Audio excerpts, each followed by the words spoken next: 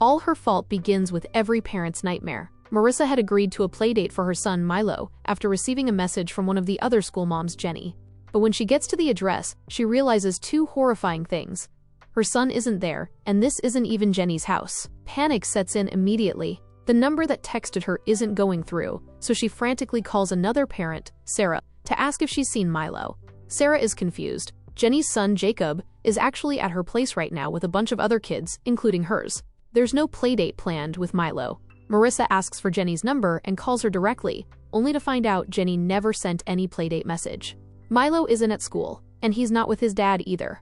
When Marissa checks her son's tracker and realizes it's been disconnected, the awful truth hits her. Milo has been kidnapped. The police arrive quickly. They find the tracker, but no sign of Milo. Marissa explains that earlier that day she got a text from Jenny, asking if their sons could have a playdate after school. Since Marissa had a work meeting, and her nanny, Anna, was away, the offer had felt like perfect timing. She admits she never bothered to cross-check Jenny's number, just assuming the text was legit since it was signed Jenny. They initially eye the missing nanny, Anna, from Chile, who is conveniently out of town for a wedding and not answering her phone. She simply forgot it at Marissa's house. But the truth hits when the school provides key information. Milo was picked up by Jenny's nanny, Carrie Finch. The police rushed to Jenny's house. Their theory? Carrie targeted them and used Jenny to get close to Marissa's family. Jenny is horrified. She and her husband are now liable because they didn't properly vet Carrie. Her husband immediately tells her to never apologize, claiming it's an admission of guilt.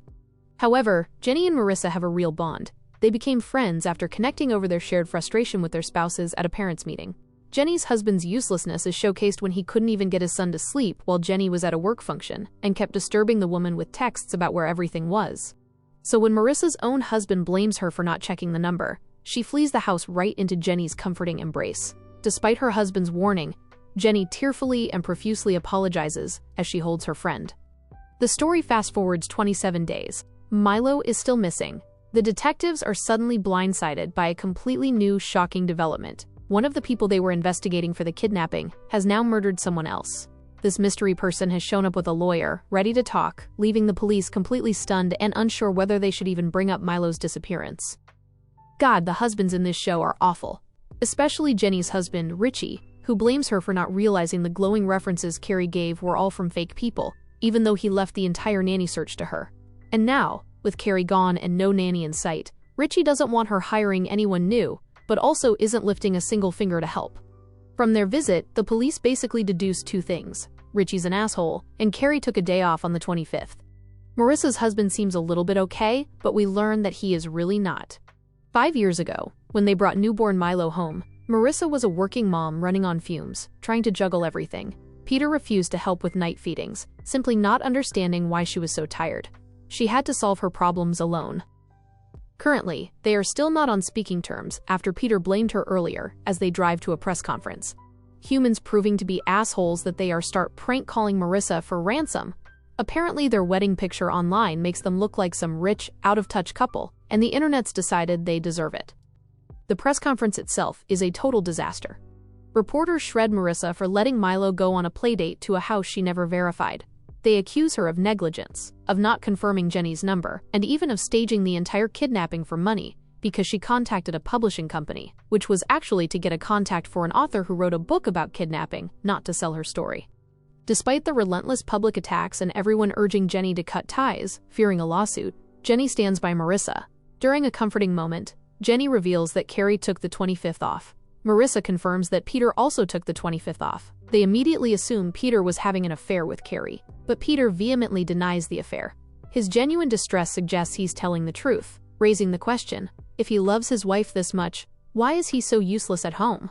Well, Peter might not be all that bad because when the detective questions him, we learn he is constantly funding the lives of his brother Brian, who is spinal injured, and his volatile sister Leah, whose impulsive actions caused Brian's injury.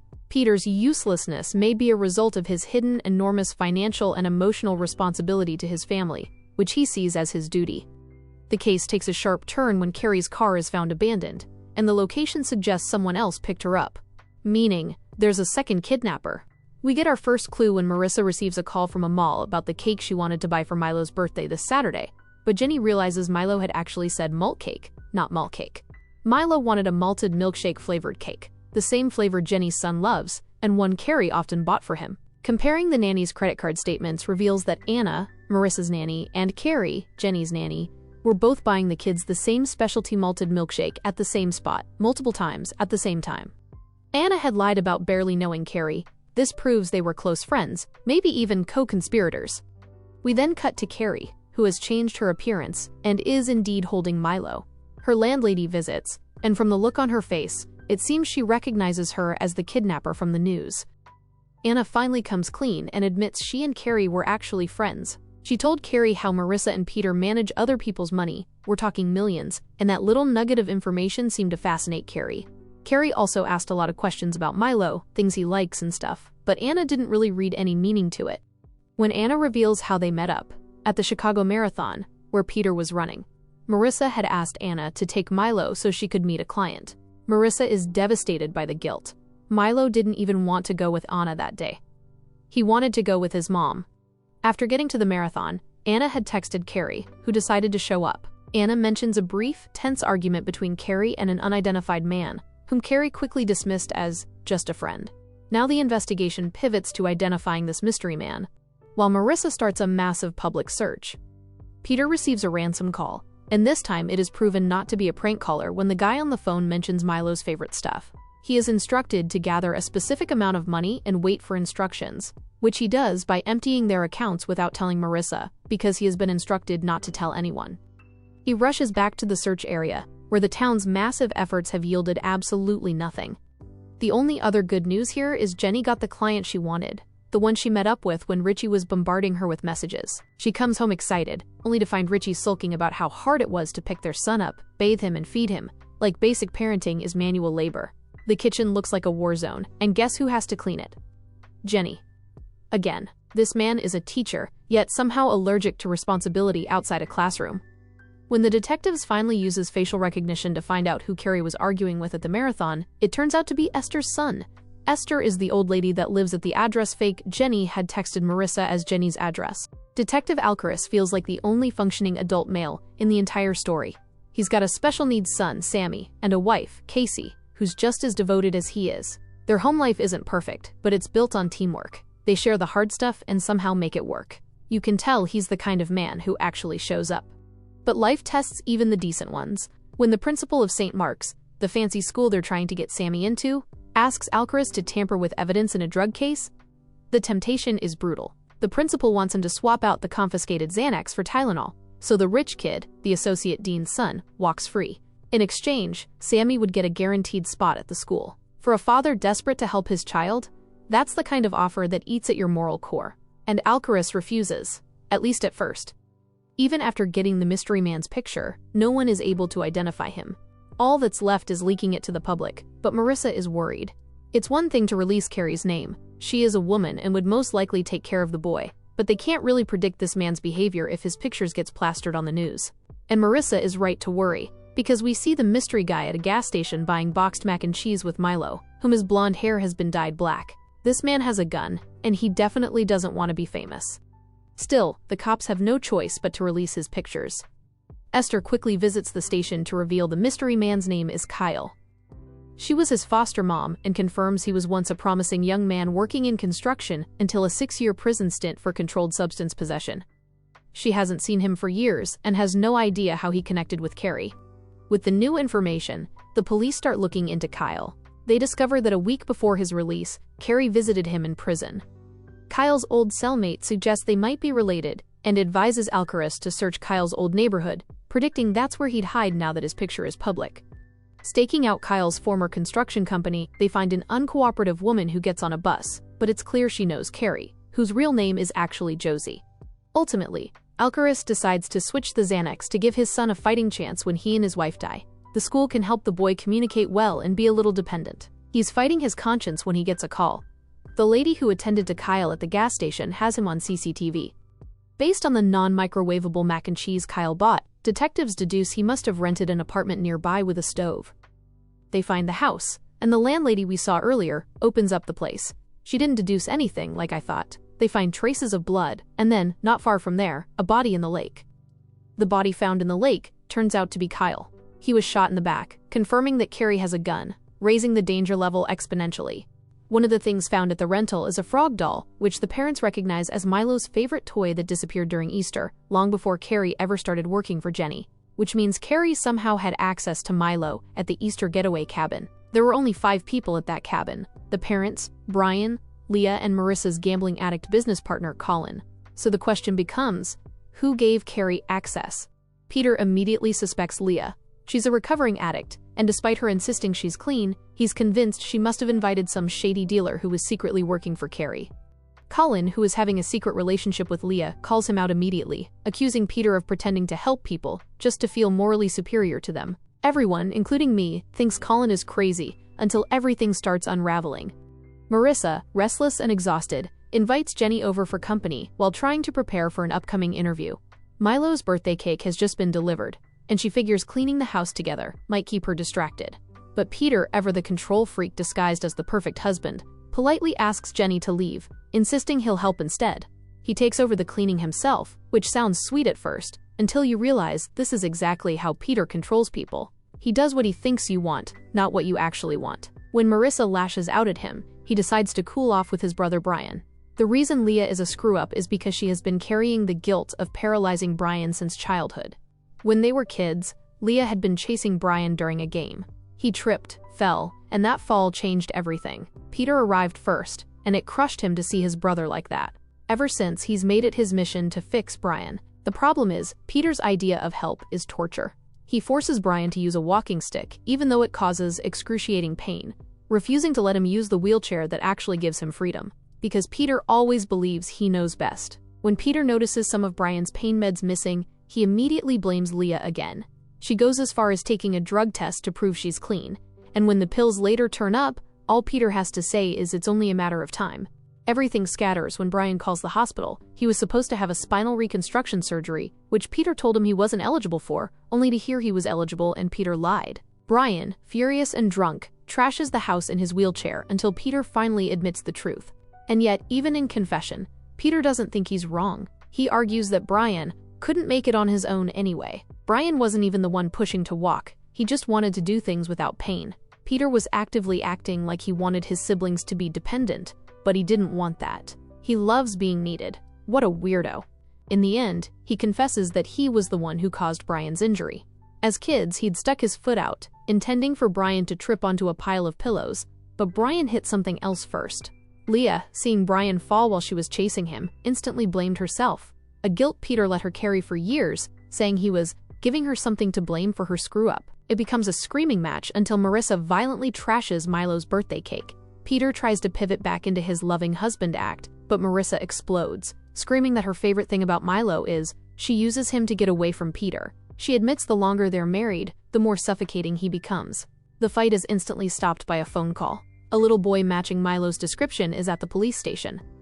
The boy at the station turns out to be Milo, alive, unharmed, and voluntarily returned. But he doesn't have anything useful to offer. The detective points out the obvious: kidnapped kids don't just stroll home. The only reason a child is returned is usually because a ransom's been paid. Marissa insists they never got a ransom call, but for some reason, no one thinks to ask Peter. The parents take Milo home while the police comb through the park where he was found. Milo being back becomes the perfect card for Peter to guilt-trip his siblings into forgiving him. Soon after, the police return to Marissa's house with a stack of hotel room photos for Milo to identify where Carrie kept him. Once he points one out, they storm the place and find a man's dead body and a birthday cake, most likely for Milo's birthday. When Marissa hears this, she begins to panic. Carrie has officially killed 2 people and would be coming back for her son. She starts searching for an old baby monitor while Peter hires an electrical company to upgrade their home security system. During her search, Marissa finds the ransom money and confronts Peter. She is angry Peter lied to her, but Peter begs her not to tell the cops, which Marissa agrees to. Now, if Peter didn't pay the ransom, why was Milo returned? We really don't know yet. The dead guy at the hotel is identified as a bookie named Rob Murphy. Marissa doesn't know the guy, but they trace his ex-wife to Kyle's old neighborhood. The woman turns out to be the uncooperative woman they met a few days back. She and Rob are Carrie's parents. Jenny, on the other hand, finally reaches her breaking point. She'd asked her husband Richie to watch their son while she met with her new client, but he claimed he had an extra class to teach. Halfway through her meeting, Sarah, whom she had begged to watch him, calls that her own son is sick and she doesn't want Jacob to catch it. So Jenny had to leave her very important meeting to get Jacob. Sarah reveals she called Richie first, but he didn't pick, even though they saw him chilling at the park. Jenny doesn't believe it until she drives there and finds Richie eating chips and scrolling his phone. The extra classes have been canceled for months. He's been lying just to get me time. When he tries to gaslight her, Jenny finally finds her voice. She asks for a divorce, promising to raise her son never to treat women the way Richie does. Go girl. The Rob guy being a bookie makes Marissa look into her company's account.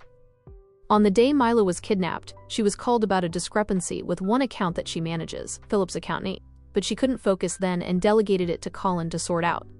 Colin moved Leah's trust fund to cover the gap. Now Marissa sees multiple account discrepancies, confirming that Colin is gambling again and is connected to the kidnapping. Peter calls Leah to warn her, but she and Colin are already at the Irvine house. Marissa confronts Colin, who confesses he relapsed and lost a massive amount of money gambling. He's been moving money around to cover his tracks until his house sells and he can pay it all back. He admits Rob was his bookie and that he invited him to the Easter cabin, which is how Rob took the frog doll and learned about Milo. He didn't know Rob and Carrie could be connected in any way. As Marissa and Colin argue, Carrie, Josie, sneaks inside the house with a gun. 6 years ago, Carrie and Kyle were in love and about to have a baby, but they were broke. Carrie wanted some nice things for their kid, which they could not afford, so while she used a credit card she opened in her mom's name to shop for some things, Kyle went to go peddle drugs, which got him arrested and jailed. His arrest sent Josephine, Carrie's real name, into a rage, and a few months later, she lost her baby. She was forced to return home and live with her abusive mother, Irene, who dismissed her resulting mental anguish and forced her to work off the credit card debt Josie took out in her name. After 5 years of this numbness, Josie decided to follow her bookie father, Rob, to shake down a client, Colin, at the Easter cabin. That's where she saw Milo for the first time. And the connection was instant. The boy exhibited the same unique mental condition she has, where he sees words differently and sometimes tastes them. She took his forgotten frog doll and became obsessed, stalking the family until she got a job as Jenny's nanny. She visited Kyle in jail and asked for his help, and when Kyle got out, he went to see Milo at the marathon. Though he thought her plan was nuts, he helped her with the kidnapping. Days after the kidnapping, Milo enjoyed the games, but it didn't take long for him to keep asking for his mom. Carrie wanted to take him out of the country with Kyle, but they needed a passport for the boy, so she went to her dad for help. He pretended to help, but had his own plans. He secretly called Peter and told him to prepare ransom money, convincing Carrie to move Milo to a new hideout while he and Kyle cleaned up the old one. But instead, he killed Kyle, told Carrie that Kyle had run off, and pushed her to go buy Milo a cake for his birthday. While she was gone, her dad arranged the ransom exchange, but whoever came that night left both him and the house in blood. When Carrie returned, her father was dead, Milo was gone, and her world collapsed all over again. Devastated, she tries to drown herself as we learn the true story. After Kyle's arrest, Josie did have the baby, but she was in a car crash on the way home from the hospital. She briefly heard her baby crying before losing consciousness, but when she woke, she was told the baby was dead. When she saw Milo's baby pictures on Facebook, she was convinced the boy was her own missing child. The reason Kyle agreed to the kidnapping is because Milo looks exactly like his dad. Now a broken Carrie breaks into Marissa's house, saying Milo is her son. Colin tries to play the hero and is instantly shot. Carrie is distraught and immediately asks them to call an ambulance, proving she never intended to murder them. While Peter's siblings call for help, Carrie reveals the whole truth about the accident 6 years ago. Her car crash involved Peter and Marissa, who were also leaving the hospital with their newborn. Peter was the only one conscious in his car. When he heard Carrie's baby crying, he went over and switched his dead baby with Carrie's living one. Carrie has finally accepted she won't get the child back. She came only to expose Peter and beg Marissa to protect Milo from the man Peter truly is. She tries to show Marissa evidence on her phone, but Peter panics and lunges at her. A struggle ensues, but Carrie essentially lets Peter take the gun, and he shoots her dead. He immediately acts like it was self-defense, but Marissa knows it was an execution. Marissa threatens to expose the truth about Carrie's murder, forcing Peter to finally confess the baby swap to her. Desperate, Peter makes Marissa promise to hide the truth to keep Milo. When the police arrive, Marissa pockets Carrie's phone and lies, confirming Peter's self-defense story. Later, Marissa listens to the voice recording on Carrie's phone. It reveals the final missing piece. Peter went to the ransom exchange, but Rob threatened to reveal the truth about the baby swap to the press, seeing an opportunity for perpetual blackmail. Peter killed him, stuffed Milo in his trunk, and left the boy at the park to be found. Marissa is appalled and terrified of Peter, recognizing his deep-seated abandonment issues and possessive nature. She gives him the phone, and Peter, in his usual creepy, controlling, lovey-dovey way, ends the confrontation. Marissa knows she's trapped. Divorce means death, and going to the cops means losing Milo. She confides in Jenny, who reminds her that Milo is her son and she must fight to keep him. The opportunity arises at Colin's wake. Marissa ensures all the food is taken care of, but she commits a calculated, lethal act. She intentionally eats a food containing soy, to which Peter is deathly allergic. Then she passionately kisses Peter, triggering a severe allergic reaction. He panics, reaching for his EpiPen, but she's already swapped it for an expired one and removed the spare in the car. Leah calls an ambulance, but they're 8 minutes away. As Peter struggles for breath, everyone watches him die. He did know he was murdered, though, because Marissa takes his allergy very seriously. Leah, still grieving Colin and angry at her brother's despicable behavior at the wake, he blamed Colin's death on her, trying to get her to relapse, is questioned by the detective. Though she saw Marissa read the label on the soy food and eat it anyway, Leah lies to the police, saying she saw nothing. Peter's death is ruled an accident. Still, the detective can't shake the feeling that something doesn't add up. At his son's new school, he asks about Milo's condition of tasting words, and learns it's a unique neurodivergent condition called synesthesia. It is hereditary and rare. After learning Carrie also had this condition, he pieces together the whole thing. He visits Marissa, admits he knows the truth, but seeing the outcome, Peter is gone, and Milo is safe with the woman who loves him. He is happy with how everything turned out and officially closes the case. In the end, Marissa moves into a house across the street from Jenny, and the two spend their days watching the boys play and sharing wine. Colin's debt is paid after his house sells, and Brian is doing well with his new wheelchair, finally living life on his own terms. This show was so good. The fact that Peter isn't an obvious monster is wild. He's a monster wrapped in sweetness, the kind you have to open your inner eyes to really see. All her fault is basically saying your sweet, loving husband might just be crazy. Peter wasn't really loved growing up, same as his siblings, but he poured love into them so deeply they never noticed what he was missing himself. Maybe that's why he can't let people go. But still, letting his sister carry his guilt for years, that's something darker. So you start to wonder, is this some kind of mental illness?